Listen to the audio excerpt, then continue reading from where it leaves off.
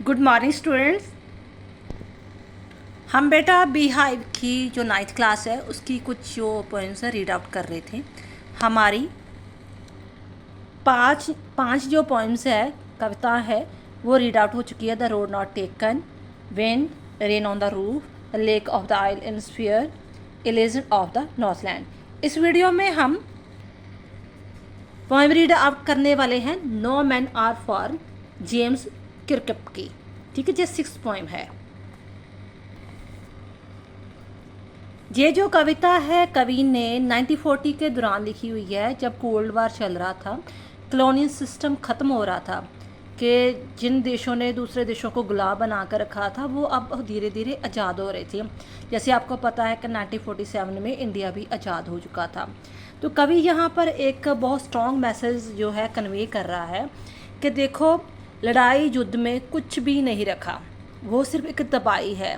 किसी को भी अपना दुश्मन मत मानो, सभी एक ब्रदरहुड है।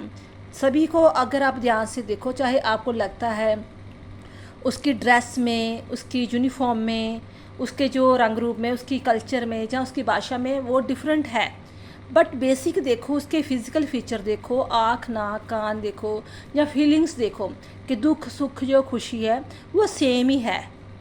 ठीक है, जब हमें भगवान ने ही सेम बनाया है, फिज़िकली फीचर हमारे सेम है, हमारी इमोशनल फीलिंग्स सेम है, तो हम क्यों एक दूसरे से लड़ाई झगड़ा कर रहे हैं?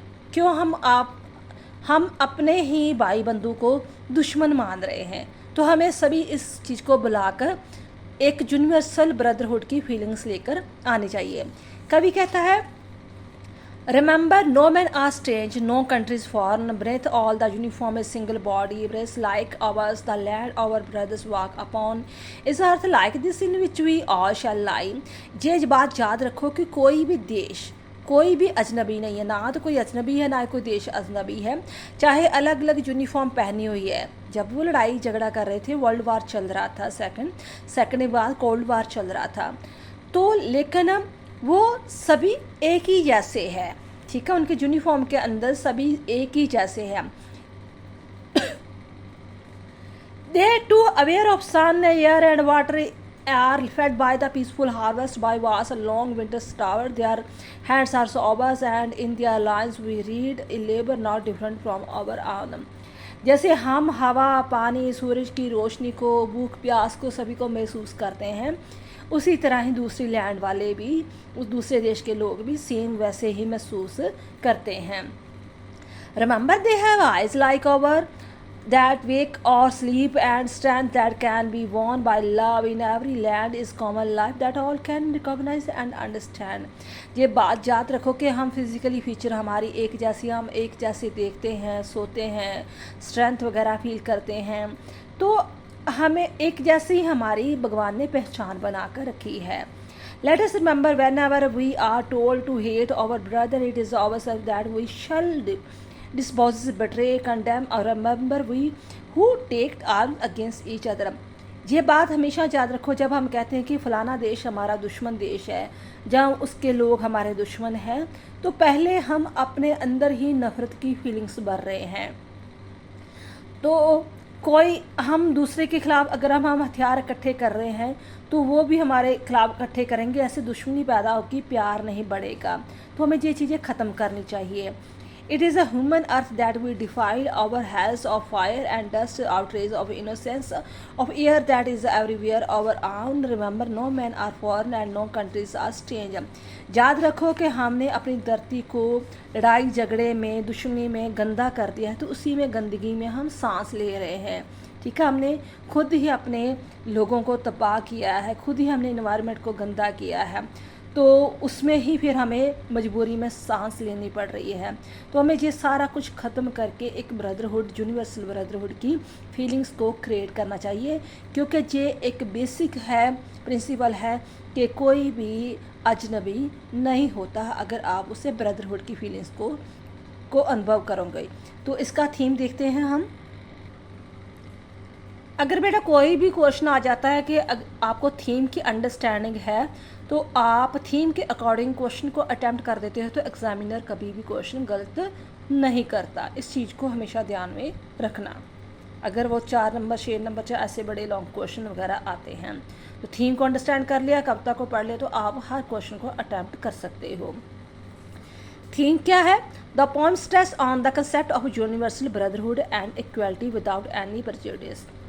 किस चीज़ पर वो ज़्यादा फोकस कर रहा है, जहाँ स्ट्रेस दे रहा है कवि कि हम सभी यूनिवर्सल ब्रदरहुड हैं, हमें किसी पर भी कोई जो है डिस्क्रिमिनेशन नहीं करना चाहिए, भेदभाव की फीलिंग्स वगैरह नहीं रखनी चाहिए। ठीक है, यही हमारी कंसेप्ट है कविता का या कवि का, यही कंसेप्ट है कि हमें यूनिवर्सल ब्रदरहुड की फीलिंग्स रखनी चाहिए और इक्वालिटी रखनी चाहिए विदाउट एनी डिस्क्रिमिनेशन के।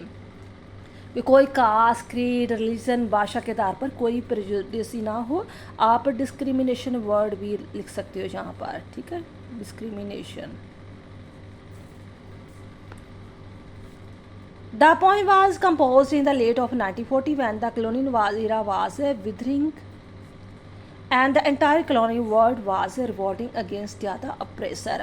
ये कविता जो है तब लिखी गई थी 1940 के दौरान, जब जो कॉलोनियल इरा था, यानी कि जो बस्तीवाद का समय था, वो धीरे धीरे ख़त्म हो रहा था, विदरिंग हो रहा था, ख़त्म हो रहा था।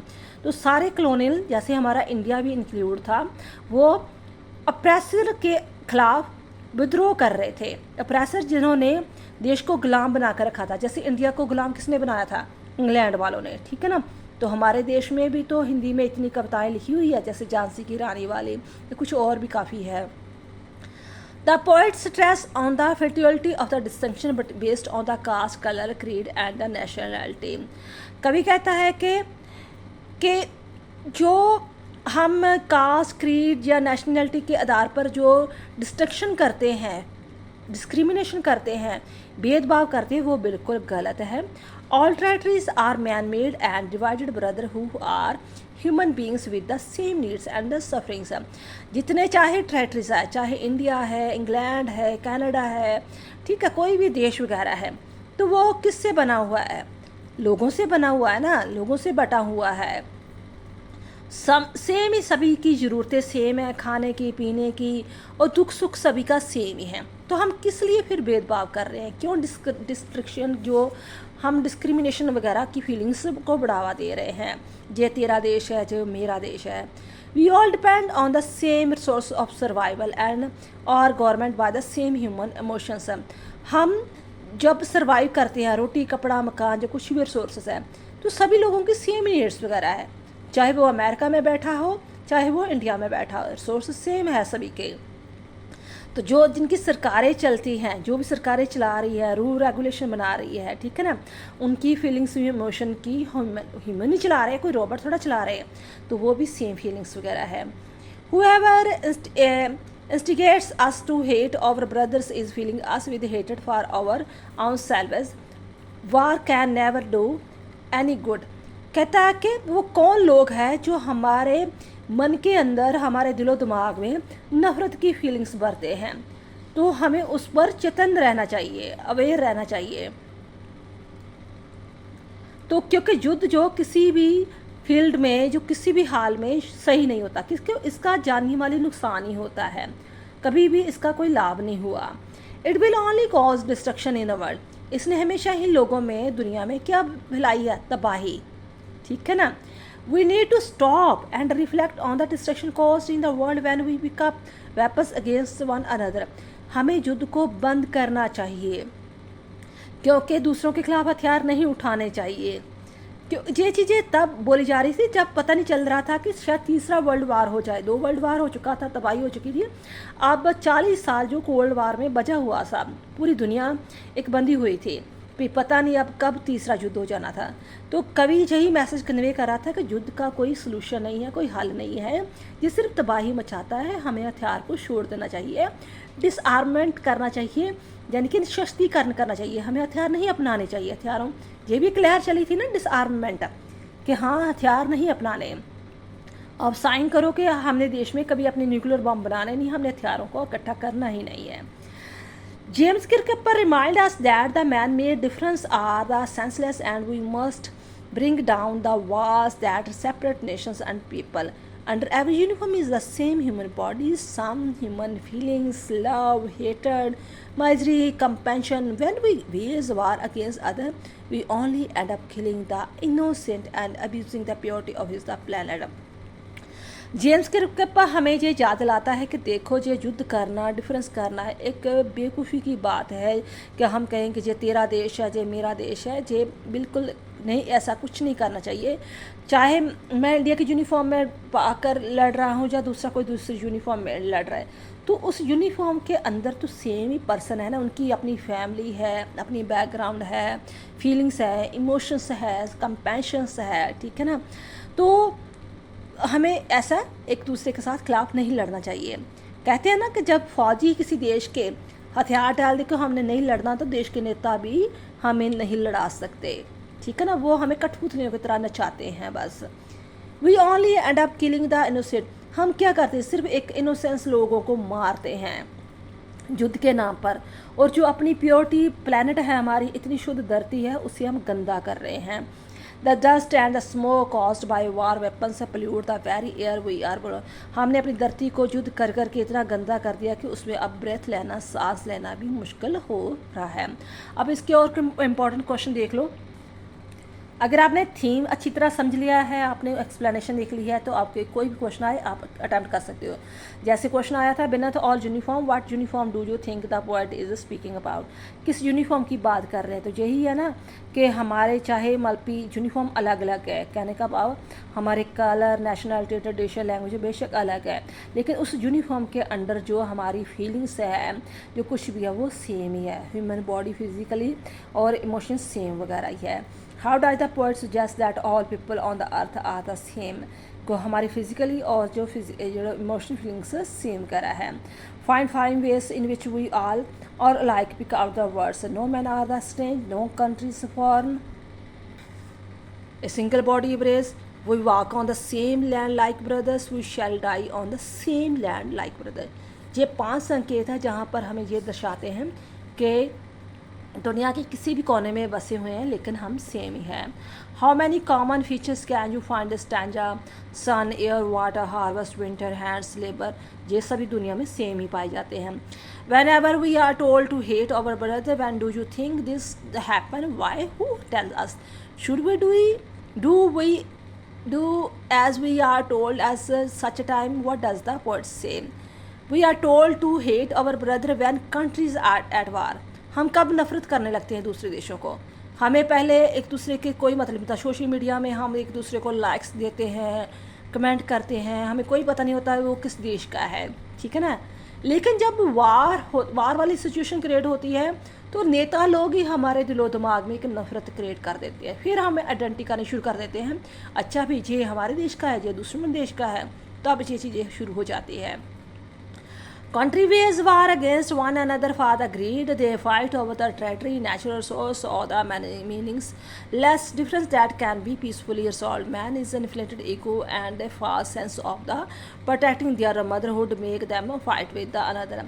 Shed blood, pollute and plunder the same motherhood and the rejoice in the hollow victories. युद्ध क्यों करते हैं लोग? टेरिटरी के करने का, एक दूसरे का जो क्षेत्र है उसको हथियाने के लिए, नेचुरल सोर्स को हथियाने के लिए, थोड़े जो ग्रीडी अपनी लालसा को पूरी करने के लिए। तो तब हम नारा क्या लगाने शुरू करते कि हमारे देश को खतरा है। एक्चुअली होता क्या है, कुछ बंदों का लालच छुपा होता है, ठीक है ना। Self style custodian politician and the people who have their own axes to grind tells us to hate our brother. कुछ पॉलिटिशियन, कुछ ऐसे लोग होते हैं जिन्होंने उनका अपना स्वार्थ होता है, तो वो हमें आपस में हमारे भाइयों से लड़ाते हैं। ये चीज़ होती है रियलिटी में। At such a time, we should remember that we are brother and nullify that evil attempt to these people. The poet says that we must remember at such a time that when we hate our brother, we actually hate ourselves, and it is ourselves that we the condemn and barely. ये कुछ textual question थे, कुछ और important question देख लो। जैसे question आ रहा है, what is the relevance of the poem in the times of the rising xenophobia in the many parts of the world? How are the people all over the world physically and mentally alive? What should we remember when we are told to hate other? By hating other, what do we actually do? If you are the head of the country, what would be your attitude towards the wars against others? 40-50 words के question answer. What does the poet ask us to remember? How are the people living in the whole of the world the same? People from other countries are not treated well. Why? Is it easy or difficult to treat people from other countries or as our brother? Why not? आपने अपने according answer attempt करना है. I hope ये चीज़ आपको समझ में आ गई होगी. थैंक्स बेटा.